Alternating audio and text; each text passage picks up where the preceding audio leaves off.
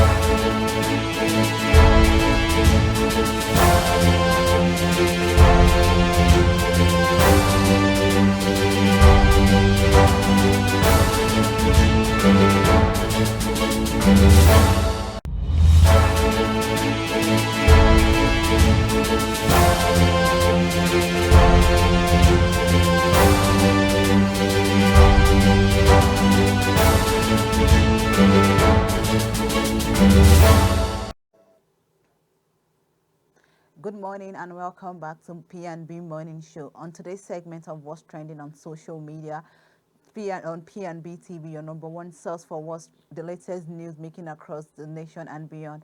I am Apampa Anifa, and today I'll be bringing to you one of the most talked about events, stirring up conversations on social media, from breaking news to moments that have captured public attention. Let's dive into the stories, keeping everyone on their toes for today.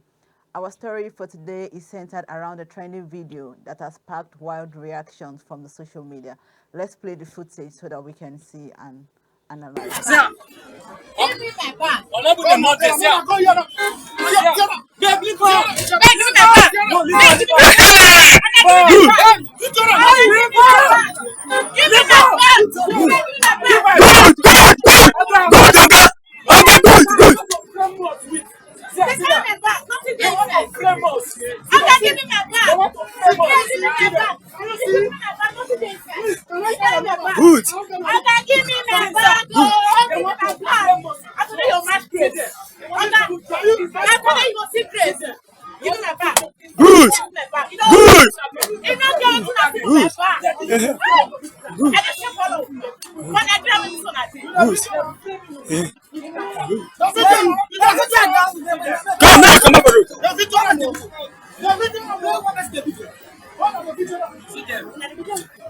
Give me my bag.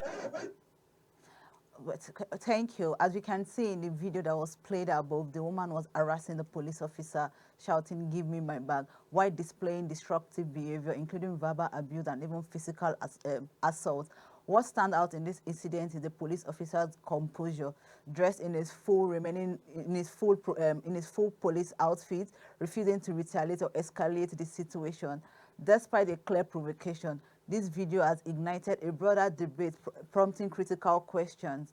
How exactly did we get here as a society, arrive at a point where law enforcement officers face such blatant disrespect from citizens? What exactly does this state about the state of the nation between the public and the police officers today? While the officer's restraint has drawn applause from many viewers, the incident underscores the urgent need for conversations around accountability between law enforcement officers and the general public. Thank you for joining us today here on P&B Television, where we bring you the latest stories that matter most. Don't forget to stay connected with us as we have more updates and more updates and conversations. Until next time, I am Apampa Anifa. Stay safe and have a wonderful day.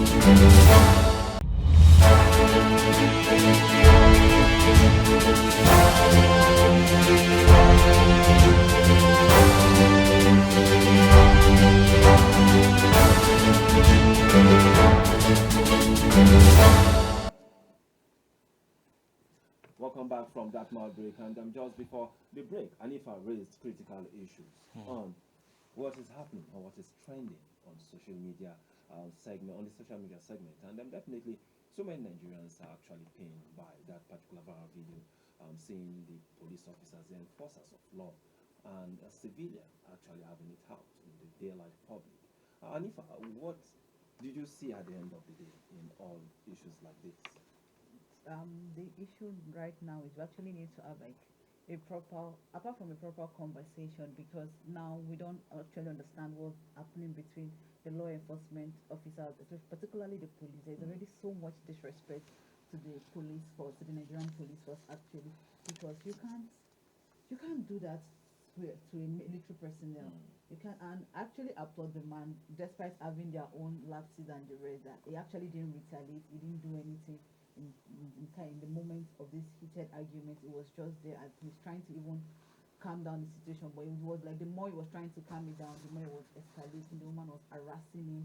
She hold him at his shirt, like screaming, calling him all sorts of names. He got to a part she even used like a serious abusive word on him, and it's just so sad that we get to see this in a society when we have no respect or regard for our law enforcement officers. Tomorrow we will need their help, we'll run to them and still be the same one to come out to complain. You know, if you look at this script very well, this is not far from what happened between is it a road safety officer and a lady just recently, still I think in Lagos, where there was issues of something like this, and then they had it out in the daylight, and so many issues coming up with respect to our enforcers of law and the civilian. There seems to be a very huge mistrust between the citizens and then the enforcers of law. It's not just even mistrust.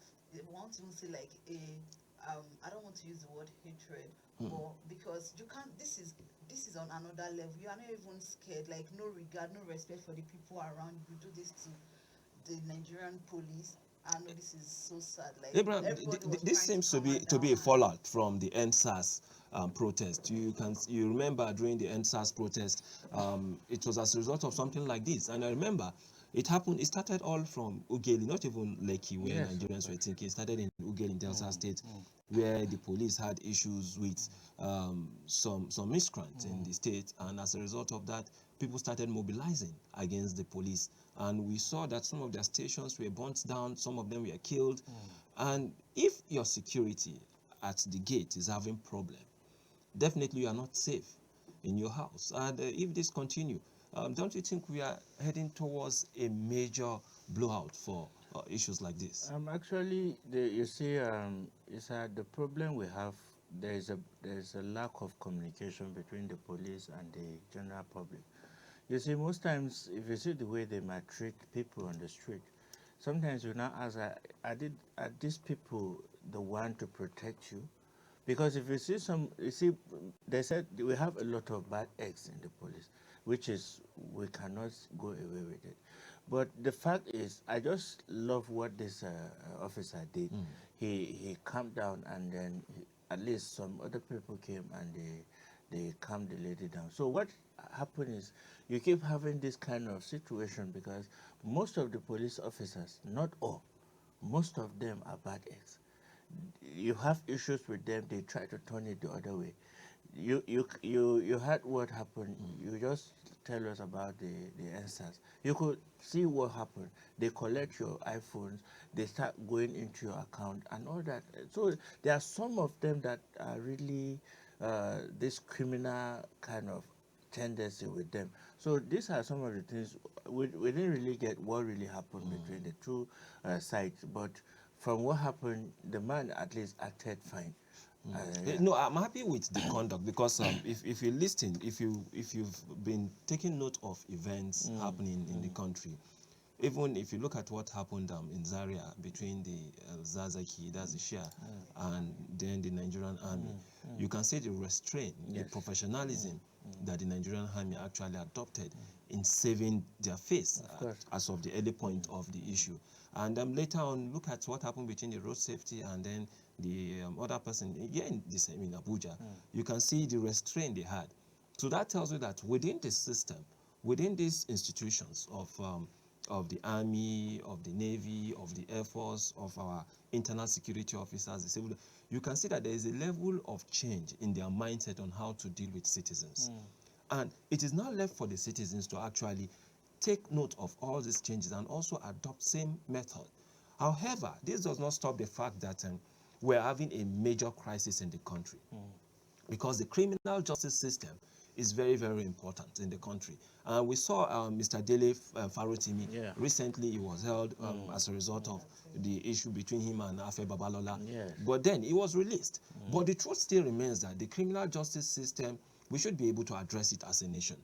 If we fail to address it as a nation, definitely we are going to be seeing more of this happening. And it also comes back to the police officers.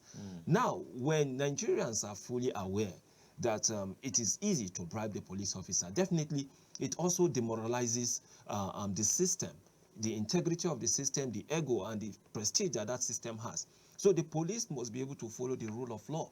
When the court give an order, obey the order.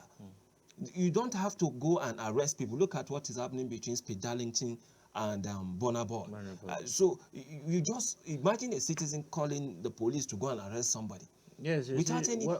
These are some of the issues. What we keep saying is that the police have really brought themselves too low, that people abuse the uniform. You see, the uniform is the in thing now, because it's not about the person, but the uniform represents the country, represent the institution where he's serving. But most of them, you see, what you keep hearing or seeing them do on the street, it's uncalled for. Like, okay, look at the issue with the barrister, Faritomi. You took him from Lagos and you detain him in Ekiti State. It's a very bad omen for the police. So we are calling on the IG. He should look into all these issues. We have a lot of bad eggs in the police. He needs to flush them. We see what the EFCC has just done. If the police can do this, no, but the police have actually, let us actually applaud them in this aspect. Before the IG came in, the present one, Betokun, the former IG actually did so much with respect to this. If you remember the case between a special advisor to the Delta State governor, former Delta State governor, who was slapped by the police. If you remember, they were all sacked. So Egbetokun has to take the bar higher by making sure that issues like this are properly dealt with within the system. They manage it, they manage the crisis, and that way, Nigerians, when the system is in order, when you cannot easily cut corners in the system, definitely Nigerians will start following the rule of law. But then, we'll take a very short break now, and when we return, we'll definitely be looking at some of the dailies, the national dailies, for us to be able to acquaint ourselves with the happenings in the country. So let's go for this mild break and stay tuned till we'll return.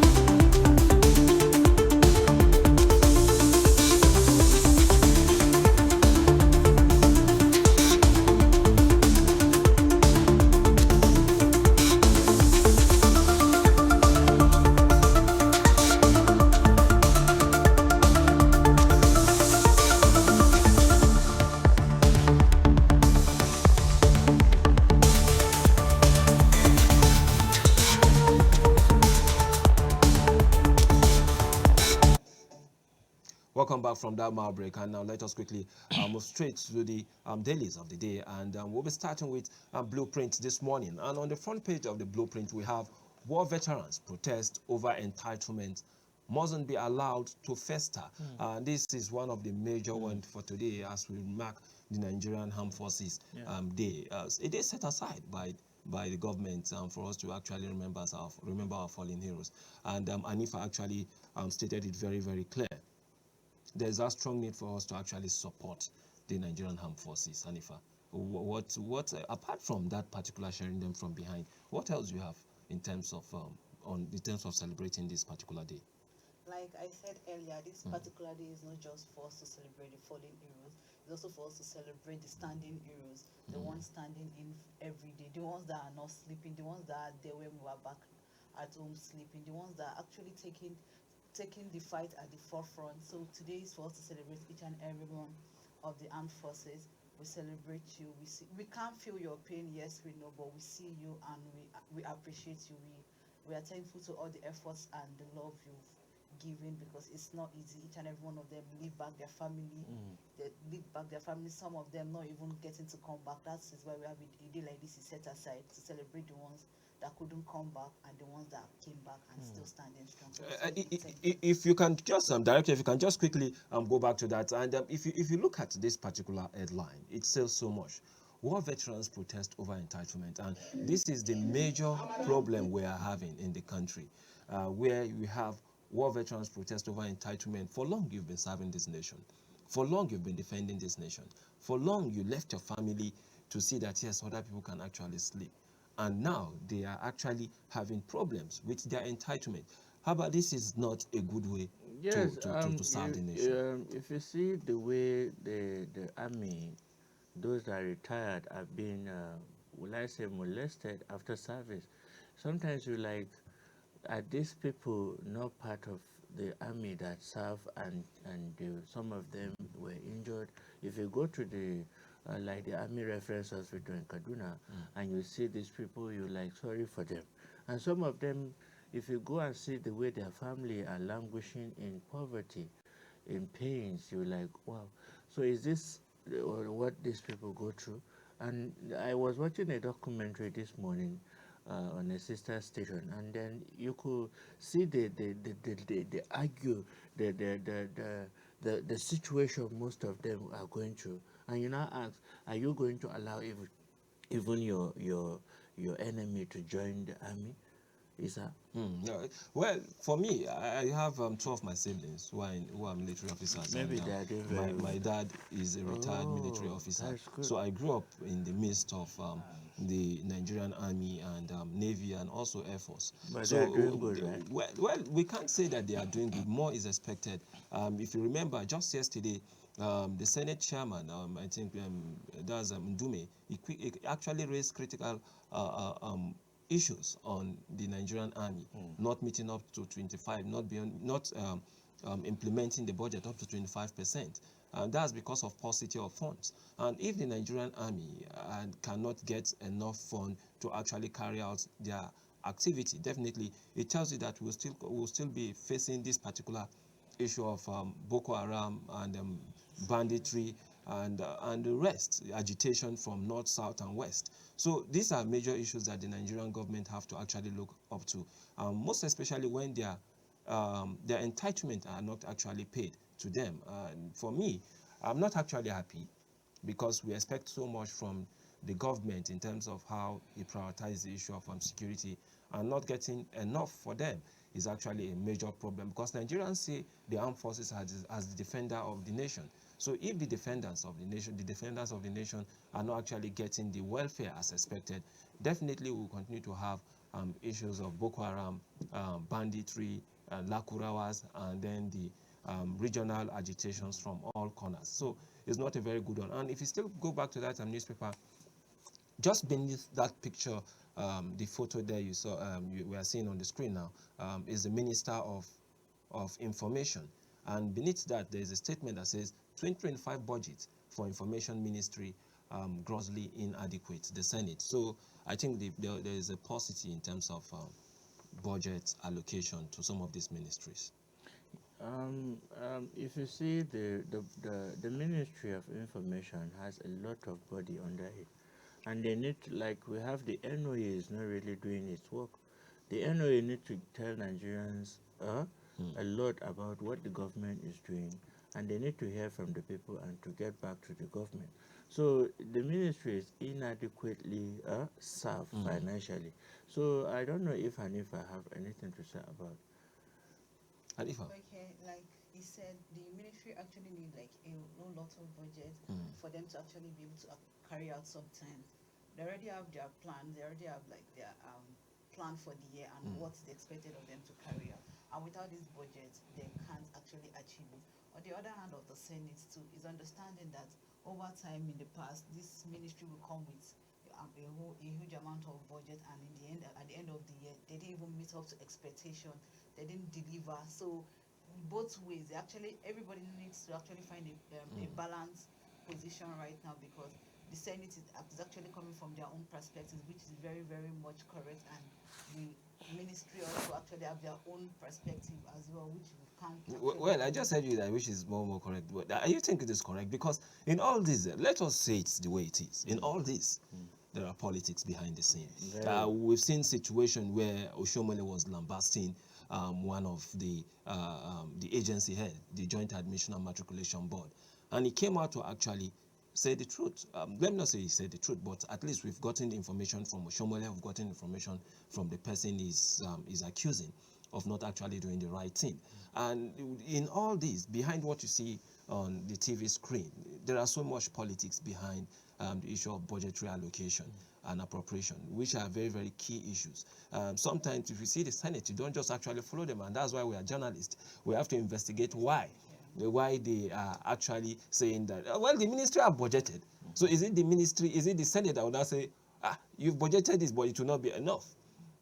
Yes. Imagine in your own house now, you have a list of what you want to buy, and then somebody from outside will now tell you, no, what you've written is not enough for you. So it raises question. But then let us quickly move to the next on the line, the next newspaper we can have on our screen. Okay, and that's the Punch. The Southwest governors team up against ISWAP element bandit.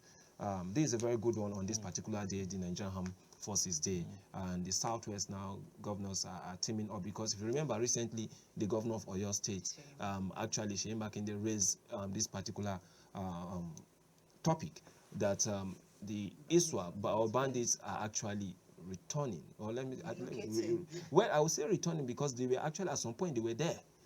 Until the Motekun and the Igbo, or what do they call it? Igbo, they actually came out and then make sure that yes, they secure the area. So for him to have raised this particular issue is a serious one. But I know sometimes some of this issue, if you remember, Abraham, if you look at the way they generated the Northeast Development Council, North Development Commission, the Southeast Development Commission, the Northwest Development Commission, the Southwest Development, the South. So the Niger Delta Development. If you look at all this, it always starts from the issue of security. Yeah. But the question still remains: why is it that the North Central don't have a North Central Development Commission? No, I think they just brought it on board. It's at the Senate right now. So all the other geopolitical zones have their commissions. And even I think we have the... No, we don't have. Central. The North Central don't have. No, I said they just brought it. Yes, they've not passed it as a bill yet. Yes, I remember Abamoro is the one, I think is on the second reading right now. So what we're saying is about the, since the late governor, the Ondo State governor, there's this issue that after he died, the whole Amatekun body was a little bit low because there was no funds for them. They had issues with most of the people who are taking care of this system. So we're calling on the governors. They should also think of how to generate income for the Amotekun, because since the Amotekun came on board, you could see there's a low in this bandit issue in that axis. Yes, you could see that even in Ekiti, you had a lot of monarchs were killed and kidnapped. Okay, but let's just quickly move to the next online. That's the next newspaper online before we will be able to discuss fully the Nigerian Armed Forces Day. If we can have the next, and then on the next is the Vanguard newspaper, and on the front line of Vanguard newspaper, underfunding, huge debt, and root causes of power sector failure. Well, so much has been said about that particular sector. For those of us who actually make use of energy, you cannot run away from the fact that yes, that particular sector need a major revamping. Anifa, what was your reaction to this? My reaction is we have a whole lot of expectations from this ministry, and it just seems like every day we come online, we come to see different excuses of them. I don't know whether it's different excuses of them not to deliver, or to run away from what they're expected to do, because every day you come to the news, there's always something about the power sector not meeting up to expectation, or one problem or the other is the reason why they can't meet up to expectation. And it's really sad because everybody, each and every one of us in this country, there's literally nothing we can do that we want to do that will not need power. For businesses to thrive, we need to have adequate power supply. Everybody now, we are almost every one of us is actually switching to solar and inverters, which is actually not sustainable for us in the long run. So we actually need our power sector to be up and doing, because we need it. Okay, Abraham, your closing thoughts on this before. Yes, you can see at the lower end where Okonjo Iweala said decentralizing electricity supply. I think we've seen it in Enugu, where a company took over the whole of that system there, and it's working. So what we're saying is, if other states will take cue from this, this whole issue of underfunding and how it is being managed is not thing to talk about, because if the state government should do, like, okay, we should have a central electricity that will do something in Abuja, it will go a long way for the country. Okay, thank you so much, Abraham Haba. And then we quickly move directly to the major focus for today, which is the Nigerian Armed Forces Remembrance Day. And on this particular note, I would like to look at some of the issues that the veterans are actually raising. And also one of the key aspects of it is that most of them actually do not get their entitlement as deserved. Let us also take a cue from what happened in the EFCC. Just recently, we saw that some of the retirees in the AFCC actually came out and stated very clearly that they have actually gotten their severance package, and that is also what is happening in the armed forces. Many of them are actually complaining of this. Sometimes they get tired of it, and sometimes you see them coming out en masse to actually block road in order for them to be able to get what they actually deserve. So these are some of the issues, Anifa and Abraham. And being a worker for long, and at the end of the day, you retire, the expectation is that the little that is expected of the government to actually do for you, you are no longer getting. So life becomes a bit more difficult for you. No, actually, if you see the way the army retirees are being treated, some of them are even asked to leave the barracks after retirement. And then you ask, is that how you should be treated if after serving your country for 35 years, if you cannot have a house to say, okay, my family is going back to this, especially the low cadre. Especially the low cadre are the one having all these pains. Because if you see the officers, the generals, most of them have properties to themselves. But what about the other ranks? If you see the way they live after retirement, it's so sad for these people who are, they've protected the country and her people, and then you left them at their own mercy. It doesn't speak well for a country like this. And if you can just add to that, because now we're also having the wings of the women in the Nigerian Army, in the Navy, and the rest, and that's actually a very good one. But still, with all this happening, at the end of the day, I just recently the Nigerian Air Force actually did release a statement that they are not happy with the level of people trying to actually resign from from the job. So these are some of the issues that the Nigerian Armed Forces will really have to deal with. I think just last week, just like we were saying, they had like a protest that they even blocked the Federal Ministry of Finance. And while we went there, and we saw people saying, some of them even saying they can't survive 4 wars, and this is how their country is getting to treat them at the end of the day. Every time giving them failed promises, you tell them come back today, come back tomorrow. It's actually so sad, because some of these people, this is their retirement plan, this is what they actually get to sit back to and enjoy, but now it's actually not there for them. Some of them even came outside the federal capital to come to Abuja to pursue that, and it was actually still not achievable for them. And it's actually just so sad that you put in your time and effort, you survive wars, you have a lifetime scar, and at the end of the day, there is nothing to fall back to for you. Just like Mr. Abraham said, these issues are actually just common with the other rank, and it's actually like we've not seen issues like this reoccurring with the officers, yeah. but with the other rank, it's always like this. You always see them. Some of them even going for for menial jobs just to survive at the end of the day.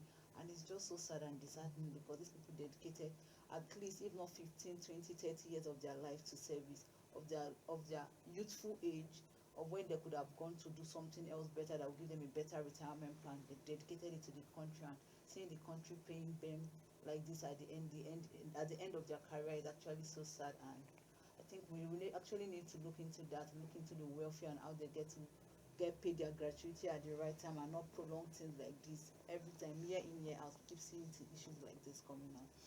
It's a very sad one that on this particular day, these are the issues we are actually raising, and most especially for the Chairman Senate Committee on Army, in person of Senator Aline Dume, to actually come out yesterday and then tell Nigerians that, look, these people are not actually getting the funds they require. Now, he is not even talking about the retirees, for instance. What he's saying is that even the serving ones, the ones that are in the payroll, they are not even getting it better in terms of equipment, in terms of logistics, to actually defend the nation. He reiterated the fact that only 25% they were able to achieve in last year's budget. And we are talking about for 100%, getting 25% is like an F. So it's not a very good one for them, not to talk of those who have actually retired, who have paid their due. My dad retired in the early 2000s, and my brothers, my elder, they took over from him. And I can tell you that, look, all is not glitter. Many Nigerian ladies, I think they want to marry Nigerian armed forces, and they want to pass through that sword and the rest. But when they get in, they now discover that, look, it's not an easy job. You just have to be on ground always. You have to travel from point A to B. Without you notifying yourself, people notify you, or the institution itself notify you. And on The Guardian this morning also, one key aspect, there is some critical observation. The civil society organizations demand prosecution of terrorist disbandment of radicalization program.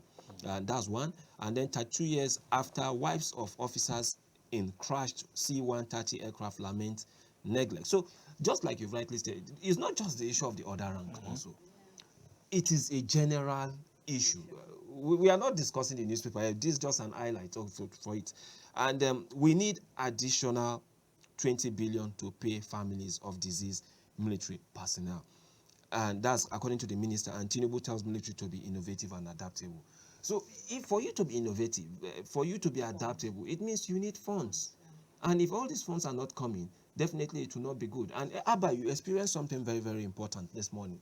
This is not the first time you're experiencing it. Every year when there's Nigerian Armed Forces Day, there's always that particular blockage. Yes, the whole of from that axis coming in from 5 a.m. Yes, from 5 a.m. they block everywhere, and it's a long queue. You see people coming to work, and then like most of the people working at the secretariat where the program is hosting, most of them are not even coming to work today because they actually told them that, look, today is our day. You are not even allowed to come to work. So what happened to the number of people that will lose a lot of things they need to do? You get the point. So these are some of the things we say. They should iron all these issues. It's not about, I was even telling the driver, I said, Oga, if this is what we see just for a day's celebration, what about the people who have served? What about the people who were killed in this service? What happened to them is not just to come to the TV or to do a ceremony that matters. What after? It's the after of this ceremony that really matters to these people. You get the point. If you go, a lot of them are there. They have been demoralized. You know, if you go to the army's hospital, and when you see them, you're like, wow, is this what these guys are going through? Some of them have bullet wounds in them. Some of them are still having the bullet in their body, but they still go about doing their thing. So what we're saying is not about the one-day celebration. It's not raising funds for them. What do you do with the deceased family? What do you do with the children of these people that serve this country? I have a friend, an Air Force, and then when this guy died, you know what? They discharged the wife out of the barracks where they are staying, and then to the most annoying part of it is that the entitlement was not forthcoming. Somebody is just standing or is capitalizing on it. Are you getting it? And then I asked her, I said, why not, if this man wants to marry you, is it not better he marry you than holding on to your late husband entitlement? And these are some of the things you see in the army. So we want to call on Nigerian government. They should look into this. There are a lot of issues. If you see some videos, they would now come and say, no, this thing is just a video. It's not true. But we keep seeing videos where you see the army, those in the war front. You see them, they cry, they lament of even their welfare. Not talking of those that are retired. Those in the war front, they will tell you that most times they find it difficult to even feed. I getting it. So it's not about, we're talking about both those in service and those retired. The army should do something about them. Thank God we have a very outspoken person, the chairman of the Senate on army. Indume is one man that have seen it all in Maiduguri. He's from an area where these people went through hell. Don't forget, he's also a barrack boy. He's a barrack boy. Okay, yeah. I didn't know that he even. Oh, yes. I didn't even know. But if you see the way he talks with a lot of force. So these are the kind of people we want to keep talking on the truth of this issue, not just to leave it to them, because most of them is a cult. If you are not part of this clique, they do less to think about doing for your family or for those who are coming after you. But one key aspect, because I remember one major problem that most of these retirees also have is actually from the pension commission. And that's the more reason why, for me, I do feel that when these servicemen retire, give them what they deserve, so that they won't have to be traveling all the way from Port Harcourt, from Bayelsa, down to Abuja. Give them their money. Let them go and establish themselves. Let them go and continue their life. You can't be giving pittance to people who have actually served you for more than 30 years, irrespective of the age. If they have served you for 15, 20, 25, give them their money, give them their due, so that you yourself will be at a point of relaxation. Nobody is going to disturb you. So these are some of the callings that we are making this morning to the Nigerian government, that the Nigerian Armed Forces, on this particular day, we appreciate the effort you guys are putting up for the nation. We understand the challenges that comes with it. We understand that in the process of all this, you guys also lose your life. You get maltreated, you have PTSD, and the rest of it. But then, at the end of it all, we want a Nigeria that we can all keep ourselves together. When Nigerian Armed Forces, when they retire, members of Nigeria, when they retire, they go back to the wider society. And they need to quickly adapt to the situation of things from the military life back to the civilian life. Expectedly, what they are supposed to have is to also have finance for them to be able to start a new journey. But then, for many Nigerians, today is not also a very good one for them.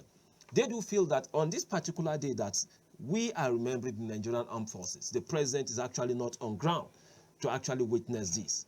Well, for many, they said the Vice President, Kashim Shettima, is actually taking that role.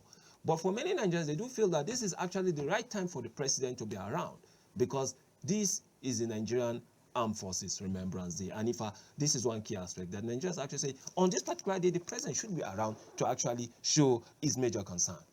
Well, on the other hand, it's actually for the country that is out of town as well. So if there is, the Vice President is in place to stand for him, so he should still work, because if he's in his absence, that's why we have a Vice President. Yeah. And it's not like he's on vacation this period. No, so he's still going to work for the country. So he's still on official travel. So not like if he was on vacation this period, then that's going to raise a whole lot of questioning and the rest. But now we know that, where he went to, he's actually trying to get the job done for the country. So we can still excuse this one. Okay.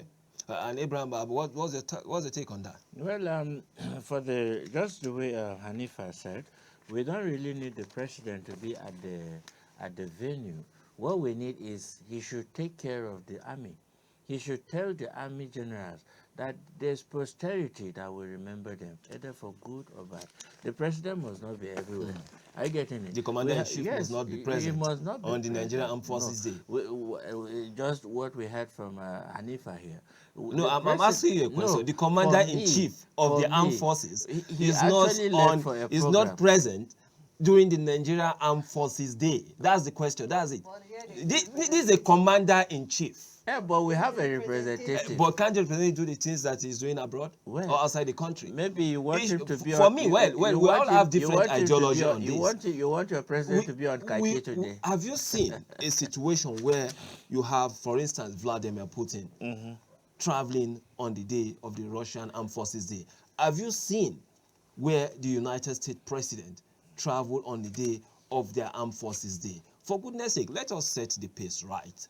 And in doing that, the commander-in-chief of the armed forces is the president, President Bola Ahmed Tinubu.